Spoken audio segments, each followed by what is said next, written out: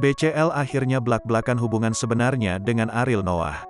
Lama bungkam, kini BCL akhirnya buka suara soal rumor yang menyebut dirinya menjalin asmara dengan Ariel Noah. Publik ramai memperbincangkan hubungan antara Bunga Citra Lestari atau BCL dengan Ariel Noah.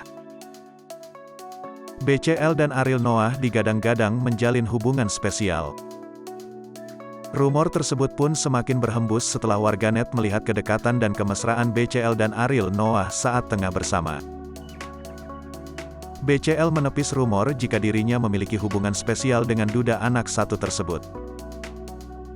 Unge sapaan akrabnya, menganggap Ariel Noah sebagai teman baiknya tak lebih. Hal itu diungkapkan BCL di tengah sesi tanya jawab dalam jumpa pers Blossom Intimate Concert di Kuala Lumpur, Malaysia. Dia, Ariel, teman baik saya. Netizen sengaja suka bergosip untuk hiburan, kata BCL. BCL pun mengaku heran mengapa rumor tersebut kini beredar luar di publik. Ia menilai bahwa warganet yang merumorkan dirinya itu tak tahu kehidupan pribadinya sama sekali.